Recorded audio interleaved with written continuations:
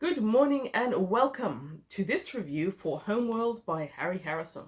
Now, I'm not sure if I've ever mentioned Harry Harrison on this channel before. He's a very favourite author of mine for many, many years, so I haven't read much of his recently. And I've always thought of him as being an English author because that was I guess that's where he was living. He lived in England and Ireland for a long time, and I guess that's where he was living when he first came to my attention. But the internet believes that he was an American science fiction writer, born Henry Maxwell Dempsey in 1925, and he died in 2012. Now, Harry Harrison seems to be now remembered mostly for his stainless steel rat character, which was humorous and,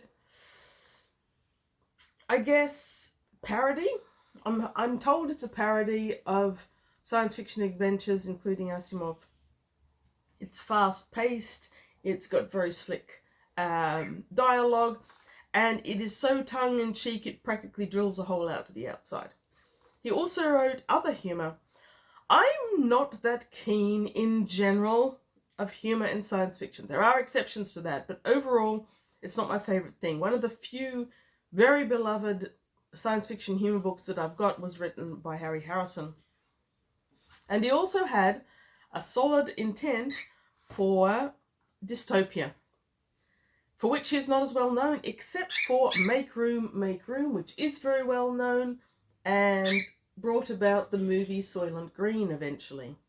Hello, Chirp Chirp. So, I like his science fiction. As far as I know, he only wrote science fiction. I love his dystopia far more than the humour, though I would like to read all the Stainless Steel Rats if I could ever get my hands on them. This book is one of the first, I'm going to say possibly the very first or the second of Harry Harrison that I ever found back in my early teens. And it was very new at the time. I can't remember exactly how old I was when I found a copy of this one. And I begged my family to get me the whole trilogy. It's been a long time since I've read them. I read them initially and loved them. I've reread them a number of times, but eventually my original books were a fatality of that I must clear more space trend. Maria Kondo, or whatever her name is, and all that. And recently, only quite recently, I got the trilogy back. I've got them in this beautiful little Panther edition. I absolutely did love my original edition better, but this cover illustration by Peter Goodiness, I guess, is still very nice indeed. So, initially, my plan was to read all three and review them as a set, but I also want to put down a few notes and words and thoughts about them as I go, because I realised that having just finished Homeworld, my thoughts and feelings are going to be very different by the time I finish Wheelworld, which is probably the book I remember better. Now, while I read these books many times over the years, my memory wasn't great. So this was, well, I knew the overall story arc and I remembered a couple of the characters. I didn't remember events as they were happening, even as I was reading them, which was a good way to read it. So, first of all, the general theme is we start with a character called Jan Kulozek. It's a Polish name. I'm probably not pronouncing it right.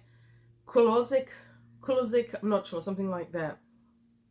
And he is a microcomputer engineer. And the start of this book introduces him and his world very, very subtly and very organically.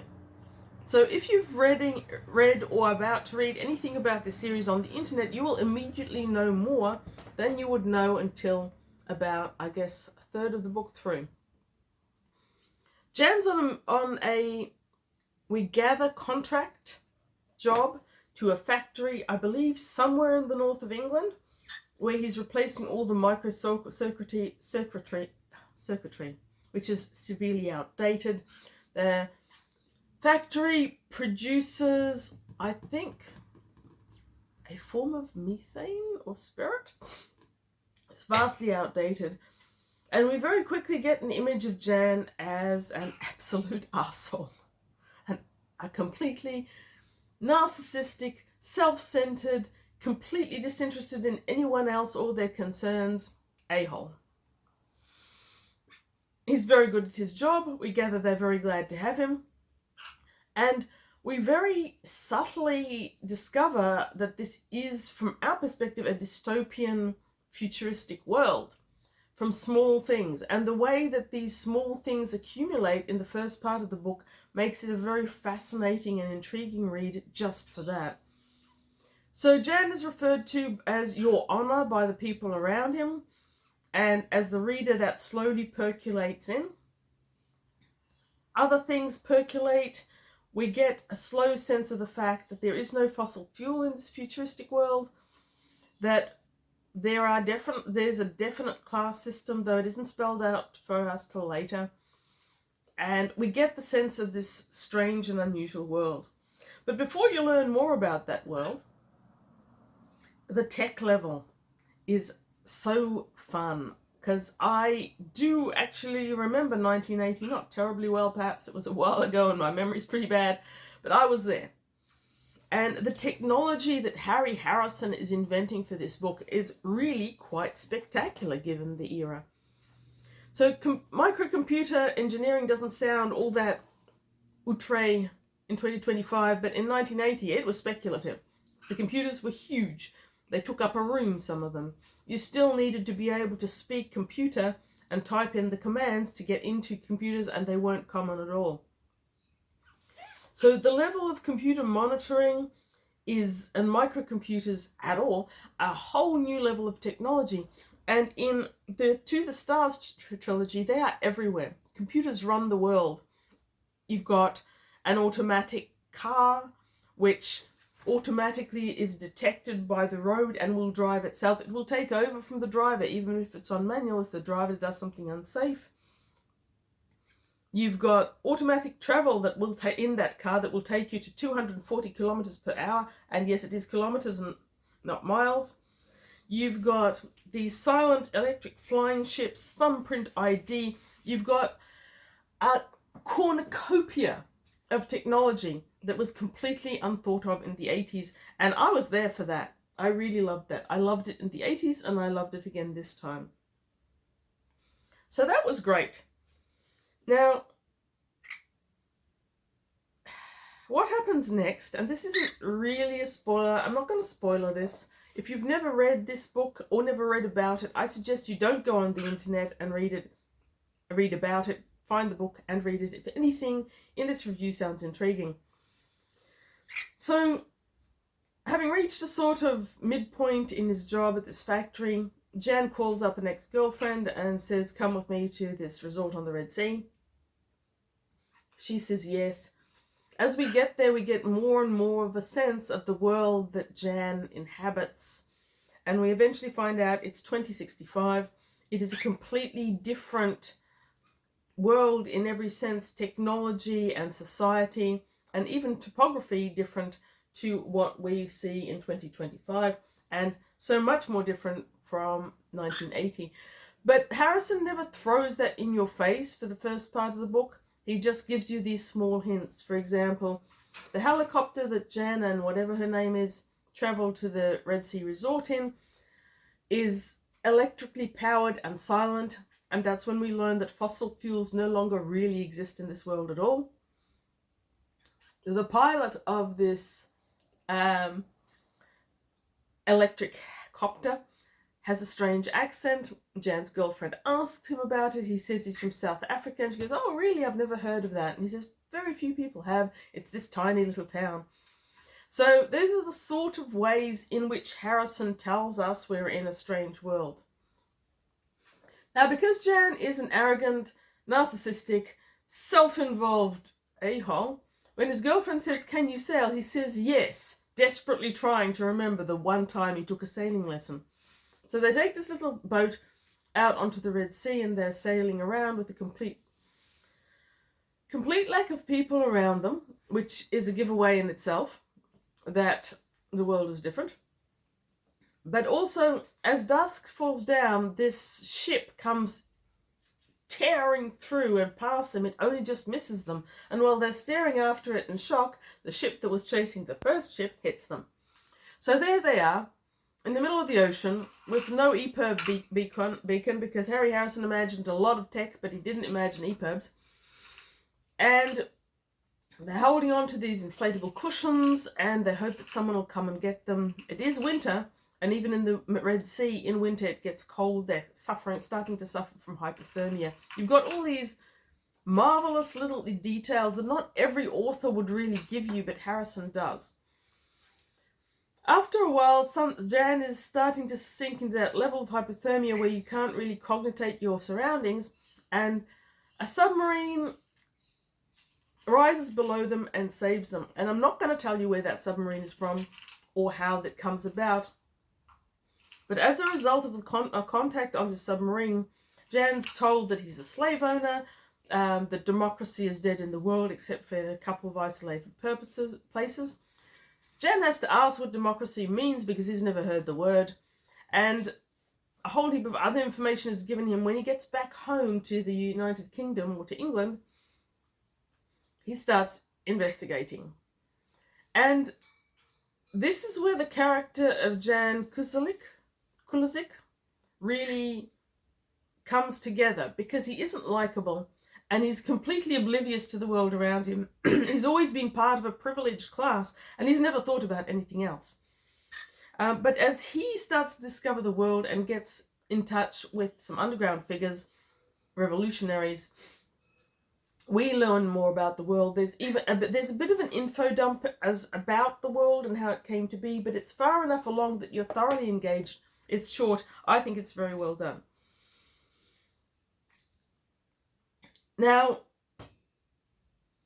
at this point, you've got a really fascinating world building, and the world building in the To the Stars was always one of the things that I loved. I don't remember loving the England of the Future as much as I loved the other ones, but this time I did. This time, I've got enough of a background of reading to be fascinated by the inventive microcircuitry in grains of rice size tech. In many ways, Harrison predicted things that we now do have. In some ways, he didn't, and he failed to anticipate other things. The place that this will date for people is not the mobile phones, which they have, or seem to, but the computers, which they don't. Jan is a microcircuitry computer person, but computers aren't prevalent in our world the way we would see them. And there's these small touches like people smoking everywhere. It was the 80s, people wrote that. But the lighters that they use seem remarkably like lighters of today that are high-tech and resemble tasers. They're basically a circuitry lighter.